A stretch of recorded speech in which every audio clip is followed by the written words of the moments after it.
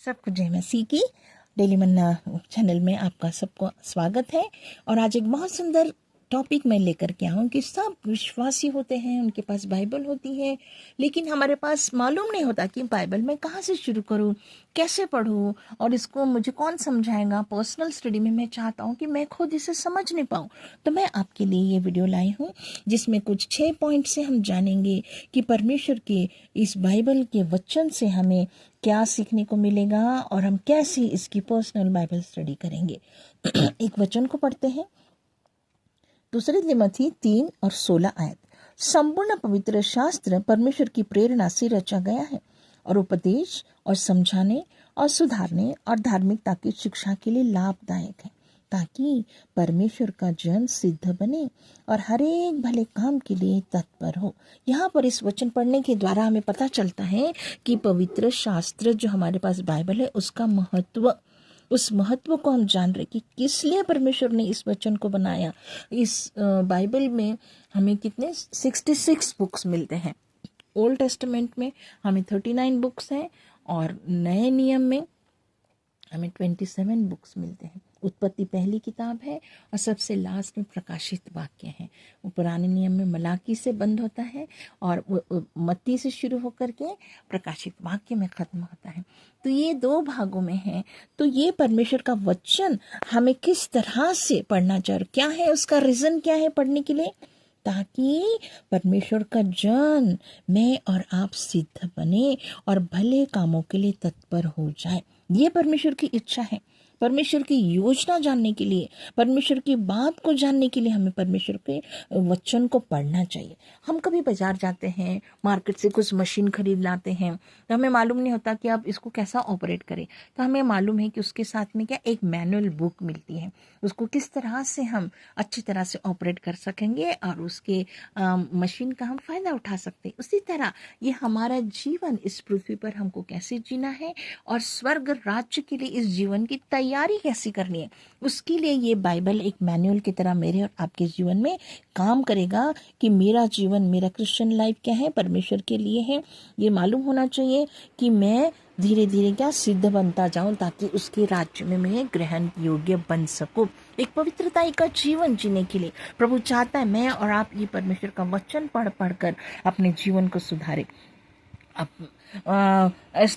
अगर देखेंगे तो बाइबल पढ़ने के बहुत सारे तरीके हैं लोगों के पास, अलग अलग। तो एक तरीका होता है विषयानुसार स्टडी करते हैं लोग। कोई विषय ले लिया, कोई पाप क्षमा का विषय है, विश्वास है और उद्धार है, और इस तरह से कुछ भी, सपोज विश्वास के ऊपर, आशा के ऊपर, प्रेम के ऊपर हम लेते हैं बाइबल में से, तो उसके अनुसार उसी संदर्भ की आयतों को लेकर के हम सरवन भी बना सकते हैं और एक टॉपिक भी तैयार कर सकते हैं। तो विषय के अनुसार कर सकते हैं। और हम क्या देखते हैं, इस तरह से हमें पता चलता है कि हम, और दूसरा है A to Z हम शुरुआत कर लेते हैं उत्पत्ति से और एंड तक हम पूरे बाइबल चैप्टर बाय चैप्टर पढ़ने पाते। रोज हमको एक चैप्टर पढ़े और बुक वाइज हम क्या करते, सीरियस होकर के सीरियली हम बोलेंगे कि हाँ मैं साल भर में अपना बाइबल पढ़ना चाहता हूँ। तो उसी तरह से हम पढ़ते हैं। तो कभी नए नियम से शुरू करते हैं तो ओल्ड में पहुंच जाते हैं, और ओल्ड से शुरू करके नए नियम तक पढ़ने की हम कोशिश करते हैं। पैसेज लेते हैं, समझने की कोशिश करते हैं, और उसको हम इस तरह से पढ़ने के लिए तरीके होते हैं हमारे। तो सिंपल हम चैप्टर बाय चैप्टर रोज पढ़ते हैं, और एक है विषयानुसार कलेक्शन के साथ हम पढ़ते हैं। तो अब हम देखेंगे इन 6 पॉइंट्स में आपको बताती हूँ कि बाइबल हमको क्यों पढ़ना चाहिए। हमने जाना कि महत्व परमेश्वर के वचन का, और अब हम जानेंगे कि हमें बाइबल क्यों और किस तरह से पढ़कर खुद पर्सनल स्टडी में कैसे हमें इम्प्रूव होना चाहिए। अब हम देखेंगे, पहली बात है कि हमारे पास क्या बाइबल होना चाहिए, एक नोटबुक होगा, एक पेन होगा। तो इस तरह से हम क्या एक अलग जगह पर बैठ जाए, कमरा अपना निश्चित कीजिए, समय निर्धारित कीजिए कि इस समय मैं अपनी पर्सनल बाइबल स्टडी के लिए मैं बैठता हूँ। तो जो ये वचन मैंने आपके सामने पढ़ा, पहले अगर हम जानते हैं तो हमने क्या पढ़ा कि परमेश्वर का वचन का महत्व। अब हम जानेंगे कि कुछ एक पैसेज ले लेते हैं। एक पैसेज ले लीजिए जिसके ऊपर मैं एग्जाम्पल के रूप में आपको समझाऊंगी कि किस तरह से आपको बाइबल का अध्ययन करना चाहिए। हम पढ़ेंगे पहले यूहन्ना का पहला अध्याय 5वीं आयत से पढ़ेंगे हम 10वीं आयत तक। यहाँ लिखा है, जो समाचार हमने उनसे सुना उन्हें सुनाते हैं, वह यह है कि परमेश्वर ज्योति है और उसमें कुछ भी अंधकार नहीं। यदि हम कहें कि उसके साथ हमारी सहभागिता है और फिर अंधकार में चले तो हम झूठे हैं और सत्य पर नहीं चलते। पर यदि जैसा वह ज्योति में है वैसे ही हम भी ज्योति में चले तो एक दूसरे से सहभागिता रखते हैं और उसके पुत्र यीशु का लहू हमें सब पापों से शुद्ध करता है। यदि हम कहें कि हमें कुछ भी पाप नहीं तो अपने आप को धोखा देते हैं और हम में सत्य नहीं। यदि हम अपने पापों को मान ले तो वह हमारे पापों को क्षमा करने, हमें सब अधर्म से शुद्ध करने में विश्वास योग्य और धर्मी है। यदि हम कहें कि हमने पाप नहीं किया तो उसे झूठा ठहराते हैं और उसका वचन हम में नहीं है। देखिए, वचन हमें न्याय भी करता है, हमारा वचन कि हम झूठे हैं सच्चे हैं, ये वचन के पढ़ने से और उसकी जांच पड़ताल से हमें पता चलता है। तब हम सबसे पहला पॉइंट जो तरीके मैं आपको बता रही हूँ वो तरीका हम अपनाएंगे। सबसे पहले जब हमने पैसेज पढ़ लिया तो इसमें हमने सबसे पहले परमेश्वर के गुणों को देखना है, एट्रीब्यूट्स ऑफ गॉड, परमेश्वर के गुण, परमेश्वर के बारे में कैसा बताया कि क्या है वो, या परमेश्वर बातचीत कर रहा है क्या, परमेश्वर क्या बता रहा है अपने बारे में, क्या लिखा है वचन। अब जब हम पढ़ते 5वें, परमेश्वर ज्योति है और उसमें कुछ अंधकार नहीं। 6ठी आयत पढ़ते तो उसको हमको मिलता है और वह क्या है, आगे हमको पता चलता है कि परमेश्वर 9वीं आयत में पता परमेश्वर क्षमा करने वाला है, अधर्म से शुद्ध करने वाला है, विश्वास योग्य और धर्मी है। ये परमेश्वर के गुण हमको प्राप्त हो रहे हैं। देखिए, बहुत अच्छा लगा ना। देखिए, पढ़ के आप ये 5वीं आयत को 9वीं आयत को पढ़ेंगे तो ये आपका पॉइंट क्लियर हो जाएगा। दूसरी बात हम देखेंगे, क्या ये पैसेज मुझे पाप के बारे में कोई बताता है बात, कोई ऐसी बात है यहाँ पे कि ऐसा बताते जिससे मुझे पाप का अनुभव होता है कि वो पाप है। अब हम देखते हैं 6ठी आयत में कि यदि हम कहें तो उसकी सहभागिता नहीं फिर अंधकार में चले तो हम झूठे हैं, है ना। क्या लिखा है, हम झूठे हैं।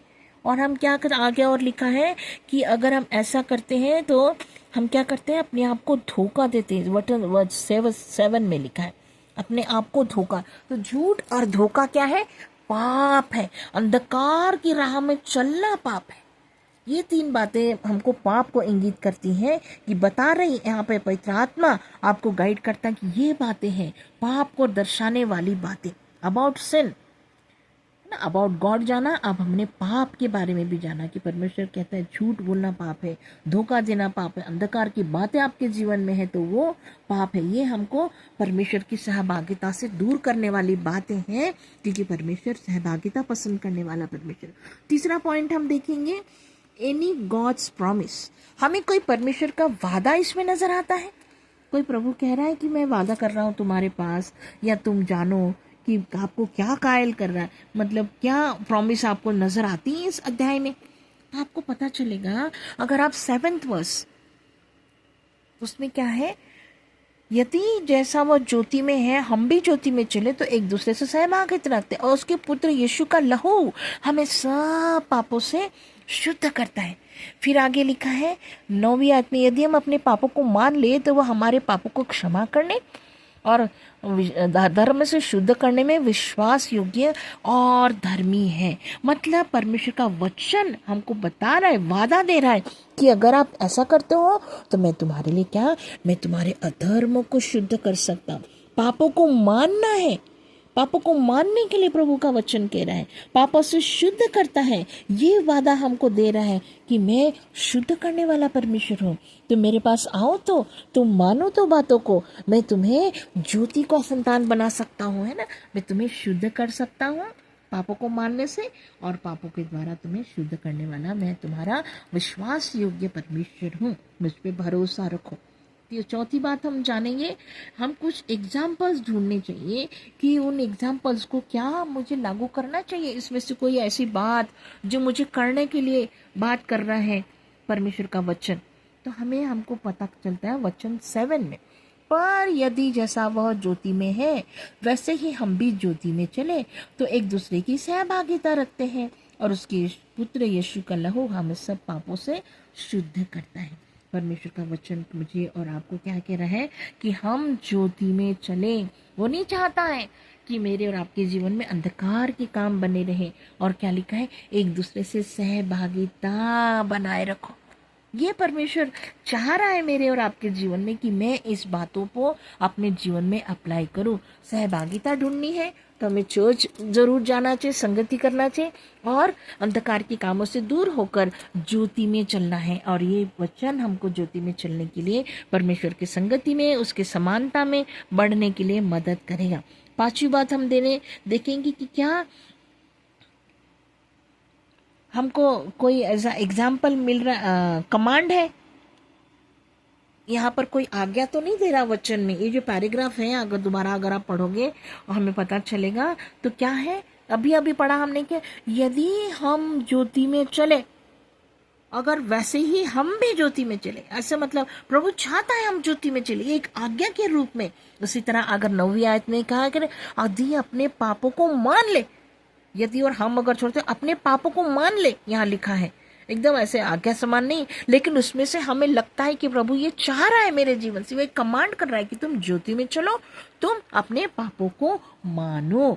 अब हम छठा पॉइंट देखते हैं जिसमें ये लिखा है कि कोई नया थॉट, कोई नई बात, एनी न्यू थिंग आपको मिल रही है इसमें से कोई। अगर ये पैराग्राफ आप पढ़ते हैं तो इसमें तो यहाँ मिला है ज्योति में चलना, ये टाइटल दिया।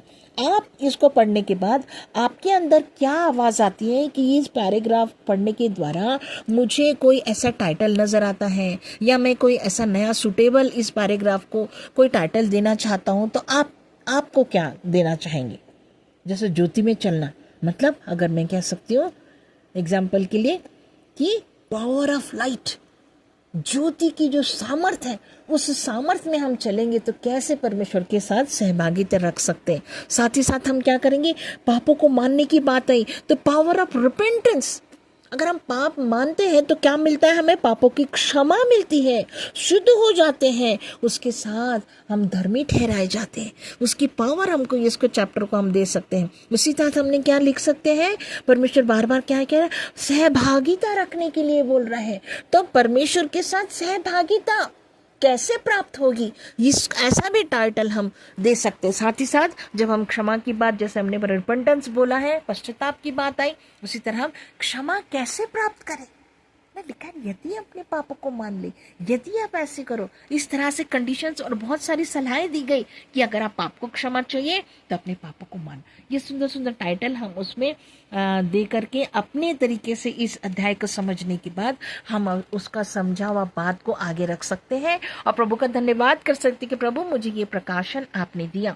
तो एक आसान तरीका है जिसके द्वारा हम बार बार पढ़ने के द्वारा क्या करते हैं, हम इस वचन को समझ सकते हैं।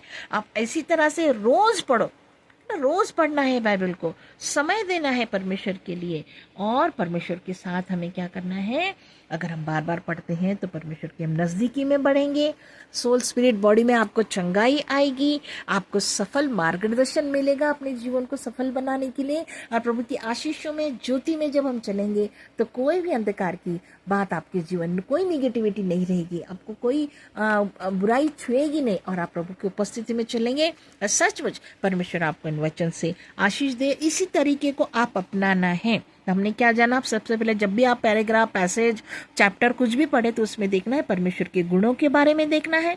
फिर ये अध्याय मुझे कोई पाप की कोई ऐसी बात हमें दर्शित कर रही है क्या, वो देखना है। उसके बाद परमेश्वर के वादों को ढूंढना है, इसमें कोई वादा तो नहीं दिया परमेश्वर ने इस पैसेज में, उसके द्वारा।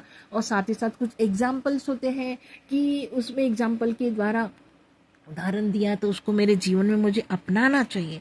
कोई आज्ञा तो नहीं दी परमेश्वर ने इस पैसेज में, वो भी देखना है। जैसे हमने देखा कि ज्योति में चले, पापों को मान ले, और ये इनडायरेक्टली हमको आज्ञा के रूप में मिलता है। उसी तरह नया हमको क्या विषय मिल रहा है इसको पढ़ने के बाद, कोई नया टाइटल आपके दिमाग में आता है क्या। जैसे हमने देखा कोई सुटेबल टाइटल हम इस पैसेज को, जो ऑलरेडी उस पर है वो नहीं, उसके अलावा आप अपने तरीके से कौन सा टाइटल आप देना चाहेंगे। जैसे हमने क्या बहुत सारे टाइटल में पावर ऑफ लाइट देखा, पावर ऑफ रिपेंटेंस देखा, फेलोशिप विद गॉड, और क्षमादान कैसे प्राप्त करें, है ना, बहुत सारे। और शुद्ध जीवन जीने के लिए क्या करें, ऐसे हम आसान तरीके से अपने बाइबल अध्ययन कर सकते हैं और जान सकते हैं। प्रभु की नज़दीकी में बढ़े, बाइबल को पढ़े, पढ़ी पढ़ी रहने ना दे, रोज पढ़े। प्रभु आपको अगुवाई देगा। प्रभु परमेश्वर ने कहा था मैं तुम्हें एक सहायक भेजूंगा। आज यीशु मसीह पृथ्वी पर नहीं, वो स्वर्ग में पिता की दाहिनी ओर बैठे, लेकिन हमें अनाथ नहीं छोड़ा, अकेले नहीं छोड़ा। जब ये हमारे पास मैनुअल बुक है, इसको समझाने के लिए भी उसने पवित्र आत्मा मुझे और आपको दिया है, ताकि मैं समझ नहीं पाई इस तरीके को। मैंने अपने आप में वो एक और वीडियो मैंने बनाया जिसमें 5 तरीके मैंने बताए, यहाँ पर मैं 6 तरीके को बता रही हूँ। तो उसको पढ़े, जाने, अप्लाई करें और अपनी पर्सनल लाइफ में इम्प्रूव कीजिए। कभी आपको मिलता है कहीं मौका अचानक शेयर करने के लिए, कुछ भी आप पैसेज पढ़े, इन पॉइंट्स के साथ लगे, आपका सरमन भी बन जाएगा और लोग सुनने वालों पर आशीष होंगे, लगेगा अरे वाह कितना अच्छा बताया, उनको समझ आएगा, वो भी अपनी पर्सनल स्टडी इंप्रूव करेंगे और प्रभु में बढ़ेंगे और प्रभु में हम सिद्ध बनते जाएंगे।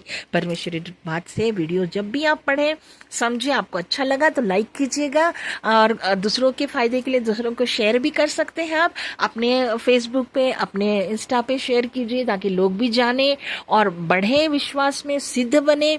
सबको अपना जीवन प्यारा है और अच्छा जीवन बिताए, ताकि प्रभु के साथ ज्योति में चलना है। वो ज्योति है, हम उसकी संतान हैं। परमेश्वर के में सिद्ध बनते जाओ और आप इसको सब्सक्राइब जरूर कीजिए, ताकि मुझे मोटिवेशन मिलेगा कि मैं अपने इस काम को, जो प्रभु का वचन और मैं आपके लिए लाती हूँ, उसको मैं और अधिकाई से अच्छे से अपने काम को करने पाऊँ। प्रभु आप सबको आशीष दे। आमीन।